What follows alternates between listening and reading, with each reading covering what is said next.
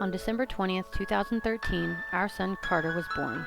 He was a beautiful, healthy 8-pound gift from God, and we were over the moon in love and excited to finally meet this little person we had made. He appeared completely healthy, took to breastfeeding like a champ, had a good set of lungs, and soon we were headed home with our brand new baby boy. In the months following his birth, Carter was hitting all milestones and growing and developing perfectly. He babbled and cooed and giggled and cried as often as most babies do. His first word was Dada, but we could never get him to say Mama. We would get comments all the time about his cute little man voice and would agree that it was adorable. Little did we know that adorable raspy voice would soon be gone. Around Carter's first birthday, something changed. That raspy voice turned to only whispers and shrieks. He could no longer yell or cry or talk like he had before, but we thought it was just a phase, that maybe he just liked to hear himself whisper. Daddy? Can you say Mommy? Can you say Poppy? Can you say truck? Can you say pig?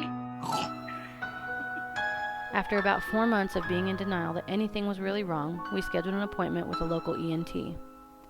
At his first appointment, we were told with almost 100% certainty that Carter most likely had a paralyzed vocal cord, that it wasn't a big deal, that he would be fine. We were told to schedule an appointment for a scope just to be sure, but that we should not be worried. After weeks of waiting and a postponed appointment, we were finally able to get in to see the ENT again. We were told that a scope wasn't really necessary, but that we could go ahead and get it done for peace of mind. My gut instinct told me that something else was going on, so I told them to do it. It was July 29th, 2015. Strapped down, terrified, and crying as loud as his little body would allow, Carter bravely listened to the instructions from the ENT to breathe deep and to swallow. It took all of 10 seconds before the scope was done, and the doctor said, "I can tell you exactly what he has." That was the day that Carter was diagnosed with recurrent respiratory papillomatosis. I barely remember the conversation that followed. I remember the doctor saying laryngeal papillomas, HPV, and don't go blaming each other. But all I could think was, this is my fault. I am a horrible mother. I did this to my baby boy. After the appointment, we were given a referral for an ENT at Riley Hospital. We anxiously waited for a call from his office to schedule the consultation. Once it was set, all we could do was wait and pray that the ENT was wrong, or that if he was right, that Carter would be okay until the appointment. Depressed doesn't even begin to cover how I was feeling. The guilt that I felt, and still feel from time to time, was suffocating. Every time Carter would talk, or cry, laugh, or even just breathe loud enough for me to hear, it was like my heart was being run over by a bus and I was being kicked in the stomach. I hated myself. I hated my husband. I knew in my heart that neither one of us were to blame, but I couldn't help but to place the blame somewhere. I was so angry at God, doubting Him, questioning Him, blaming Him, and often found myself on the floor or curled up in bed, screaming prayers through my tears, looking for an answer. Something. Anything that would make sense of it all or make it hurt less. In the few days before the consultation appointment at Riley, Carter's breathing declined quickly. He developed stridor along with chest, neck, and rib retractions. It was horrible to see and to hear. We stood over his crib late one night, watching, listening, crying, questioning ourselves on what we should do. Should we take him to the local ER? Would they even know what to do? We ultimately decided to head up to the emergency room at the Children's Hospital. After quite some time in the ER, and after explaining RRP to every single staff member that walked through the door, we were admitted around 3 a.m., feeling anxious and worried and unsure of whether we were making the right decision. Later that day, we met with the ENT. He did a scope and decided that Carter would need surgery very soon. We waited for what felt like forever, until the following day when Carter was able to be fit in for surgery.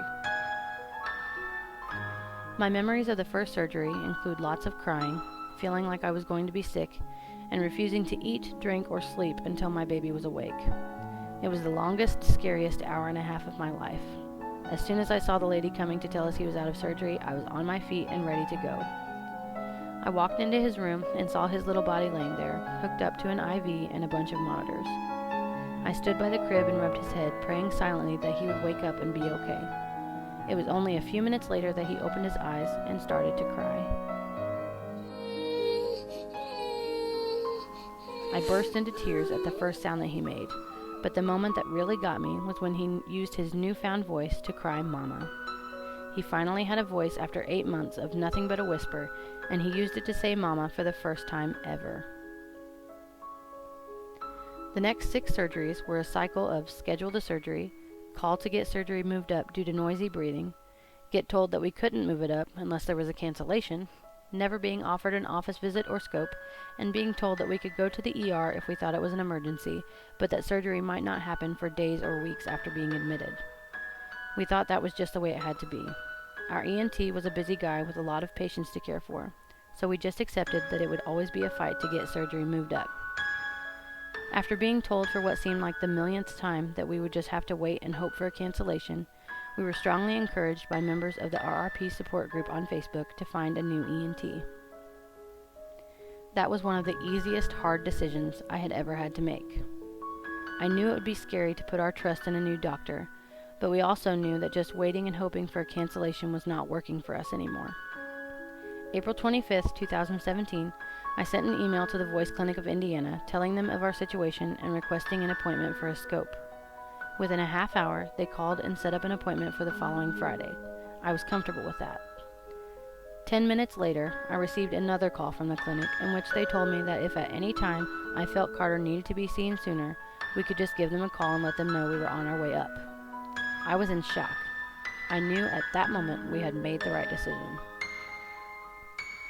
Since April of last year, Carter has been under the care of an amazing doctor at the Voice Clinic, and we have never felt so at peace. Dr. Parker has been nothing short of an absolute blessing from God. The times we feel Carter needs to be seen, we are offered an appointment the same day or within a couple of days if we think it can wait. If the scope shows significant growth, Dr. Parker makes surgery happen. He has skipped lunches, showed up early, moved back a full day of surgeries, and has even done surgery on one of his non-surgery days at the hospital. Finally, Carter is being taken care of like all RRP patients should be. Along with the doctor being available pretty much whenever we need him, he has also been willing to try other treatments such as Avastin and the Gardasil series, neither of which was ever mentioned by our previous ENT. I get my shot. What's the shot supposed to do? It's supposed to help me don't have to have surgery anymore. It might help with not having to have surgery anymore or so often. And then we can get candy. Yep, you're going to get candy after you get a shot. The amount of anxiety and worry and stress that was lifted by finding a doctor who could make Carter the priority he needs to be is immeasurable. I will forever be grateful for the push and encouragement from my RRP friends to advocate for my son and get him the best care possible. It has completely changed our lives. In October 2018, we had the amazing opportunity to attend a gathering in Atlanta, Georgia, and meet a dozen other people with RRP. Seeing Carter's face light up when he realized that all of those people were just like him made my heart melt. He made instant friends with everyone. It was also a relief for Justin and I to be surrounded by people who could understand everything that we had been going through. Friends we had made through the support group were there with us, alive, in person, and it was such a heartwarming experience to be able to shake hands with them and just be with them. With our efforts to raise money for the trip to Georgia, we were also able to educate a lot of people. It was so exciting to see my friends and family sharing Facebook posts and educating their own friends and families about RRP. Even if their knowledge never becomes more than having heard the name, at least they have now heard of it. On September 26, 2018, Carter had his 14th surgery. He currently has surgery about every 10 weeks, but we are hopeful that we may be able to start increasing the interval between surgeries soon. In spite of his aggressive disease, Carter is a happy and outgoing kid. He loves spending time with family and friends and will talk to anyone and everyone. He also likes showing people pictures of his throat and explaining My surgery. name's Carter. I'm 4 years old. I have RRP, but that doesn't stop me. I go to school and I have a lot of fun. I like to play outside and ride my bike. Not all superheroes wear capes, but I do. So watch it. Bye.